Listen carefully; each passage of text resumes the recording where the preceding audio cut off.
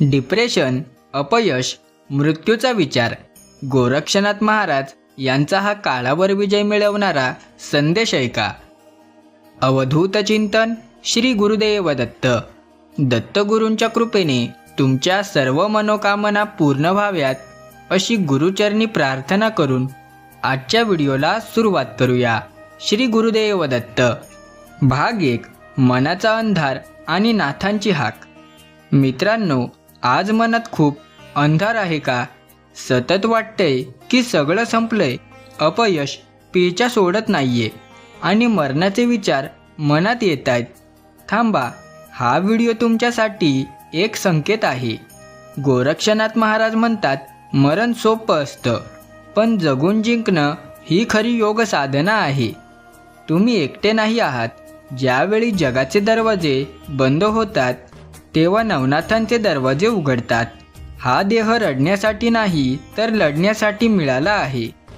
तुमच्या रक्तामध्ये नवनाथांची ताकद आहे, हे विसरू नका. उठा आणि हा काळावर विजय मिळवणारा संदेश शेवटपर्यंत शांतपणे ऐका. तुमचे आयुष्य बदलणार आहे. भाग 2.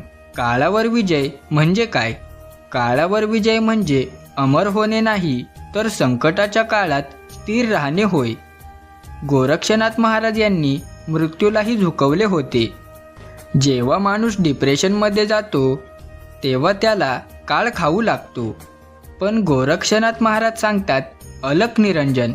याचा अर्थ तुमच्या आत जो अविनाशी आहे त्याला ओळखा. श्रीपाद श्री वल्लभ महाराज म्हणतात की काळ तुमच्या कर्माचा हिशोब घेतो, पण भक्ती काळाची रेषा बदलू शकते. अपयशाने खचू नका, कारण जिथे तुमची ताकद संपते तिथे दत्तात्रेयांची कृपा सुरू होते. स्वतःला कमी लेखणे बंद करा. तुम्ही नाथांचे अंश आहात. भाग 3. अपयशाची भीती कशी घालवावी. तुम्हाला वाटतंय की तुम्ही हारलात, व्यवसायात नुकसान झालं, नोकरी गेली किंवा नात्यात फसवणूक झाली. नवनाथ बाबांना आठवा, ज्यांनी शून्यातून विश्व निर्माण केलं. अपयश म्हणजे शेवट नसून ती एक शिकवण आहे. नृसिंह सरस्वती महाराज सांगतात की संकट तुम्हाला जाळण्यासाठी नाही, तर सोन्यासारखं झळाळण्यासाठी येतं. जेव्हा मन म्हणतं आता बस, तेव्हा आत्मा म्हणतो आणखी एकदा प्रयत्न कर. गोरक्षनाथ महाराज यांनी सिद्ध केलंय की मन जिंकलं तर जग जिंकता येतं. तुमच्या भीतीला नाथांच्या पायाशी अर्पण करा आणि पुन्हा एकदा जिद्दीने उभे राहा. भाग 4. आत्महत्येचा विचार म्हणजे पापाची पाटी. मृत्यूचा विचार मनात येणं हे दुर्बलतेचं लक्षण नाही, तर तो एक भ्रमिष्टपणा आहे. गोरक्षनाथ महाराज म्हणतात, हा मानवी जन्म लाखो फेऱ्यांनंतर मिळतो, तो असं संपवणे म्हणजे अपमान आहे. स्वामी समर्थ महाराज नेहमी म्हणतात, भिवू नकोस, मी तुझ्या पाठीशी आहे. मग तुम्हाला भीती कोणाची? जो काळ तुम्हाला घाबरवतोय त्या काळाचे मालक स्वतः नवनाथ आहेत.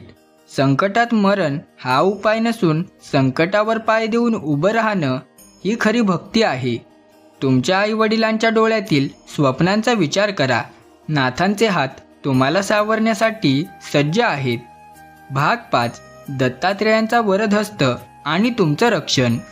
दत्तगुरू स्वामी समर्थ महाराज, श्रीपाद श्री वल्लभ महाराज आणि नृसिंह सरस्वती महाराज हे सर्व एकच आहेत. हे तुमच्या पाठीशी ढाल बनून उभे आहेत. तुमच्या आयुष्यात जे काही वाईट घडतंय ते तुम्हाला एका मोठ्या विजयासाठी तयार करत आहे. नवनाथ बाबा कधीही आपल्या भक्ताला वाऱ्यावर सोडत नाही. जेव्हा तुम्ही गोरक्षनाथ महाराज यांचं नाव घेता तेव्हा तुमच्या भोवती एक अदृश्य रक्षण कवच तयार होतं. डिप्रेशन हा केवळ मनाचा खेळ आहे, पण भक्ती हे त्यावरील औषध आहे. डोळे मिटा आणि नाथांचे स्मरण करा. तुम्हाला नवी ऊर्जा मिळेल. भाग 6. मनाची शांती मिळवण्याचा सोपा मार्ग. येड्याला सुद्धा समजेल असा हा सोपा उपाय आहे. रोज सकाळी उठल्यावर फक्त एकदा म्हणा, गोरक्षनाथ महाराज, मी तुमचं लेकरू आहे, माझं रक्षण करा. जे डोकं जगासमोर झुकतं ते नाथांच्या चरणी झुकवा. नवनाथ बाबा तुमच्या घरातील नकारात्मकता खेचून घेतील.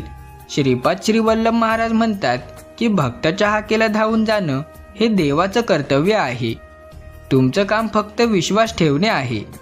जे झालं ते विसरा, जे होणार आहे ते नाथांच्या हातात आहे. मन शांत ठेवा, कारण शांत पाण्यातच देवाचं प्रतिबिंब दिसत असतं. भाग 7. नवनाथांची ताकद आणि तुमचे आयुष्य. नवनाथांनी डोंगराला हलवलं, समुद्राला वाट दिली, मग तुमची समस्या काय मोठी आहे? गोरक्षनाथ महाराज यांनी कायाकल्प केला होता, म्हणजे स्वतःचं शरीर आणि नशीब बदललं होतं. तुम्हीही तुमचं नशीब बदलू शकता, फक्त स्वतःवर विश्वास ठेवा. नरसिंह सरस्वती महाराज सांगतात की जो प्रयत्न करतो त्याला देवही मदत करतो. आळस आणि निराशा झटकून टाका. 21 मार्चचा हा मुहूर्त तुमच्यासाठी नवीन पहाड घेऊन आलेला आहे. नवनाथ बाबा तुमच्या सोबत आहेत. हे वचन स्वतः गोरक्षनाथ महाराज यांनी दिलेलं आहे. आता घाबरायचं कारणच काय? भाग 8. संकटाच्या काळात कसे वागावे. संकट आलं की माणूस पळायला लागतो, पण गोरक्षनाथ महाराज शिकवतात की संकटाच्या डोळ्यात डोळे घालून उभे राहा. अलगचा गजर करा. जेव्हा तुम्ही देवाला शरण जाता तेव्हा संकट स्वतःहून लहान होतं. स्वामी समर्थ महाराज म्हणतात, आम्ही आहोत तिथे काळजी कशाला. तुमच्या प्रत्येक श्वासावर नाथांची सत्ता आहे. अपयशाच्या भीतीने स्वतःला खोलीत कोंडून घेऊ नका. बाहेर पडा, कष्ट करा आणि फळ नाथांवर सोडा. श्रीपाद श्रीवल्लभ महाराज तुमची झोळी रिकामी ठेवणार नाहीत. तुमची श्रद्धा जितकी मोठी तितका नाथांचा चमत्कार मोठा असेल. भाग 9. 21 मार्चची विशेष ऊर्जा. 21 मार्च हा परिवर्तनाचा आहे. या दिवशी गोरक्षनाथ महाराज यांची ऊर्जा प्रखर असते. या दिवशी मनातील सर्व घाण काढून टाका. नवनाथ बाबा आणि दत्तगुरूंचे स्मरण करून नवीन कामाची सुरुवात करा. हा व्हिडिओ केवळ योगायोग नाही, तर ही नाथांची तुम्हाला दिलेली एक साथ आहे.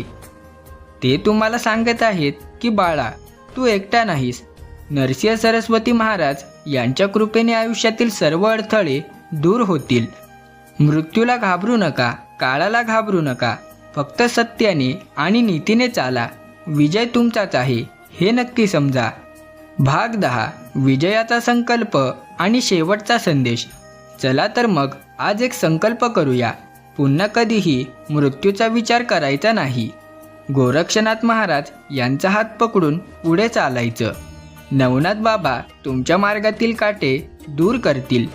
अवधूत चिंतन श्री गुरुदेव दत्त आणि अलख निरंजन या मंत्रांनी तुमच्या आयुष्यात प्रकाश येईल.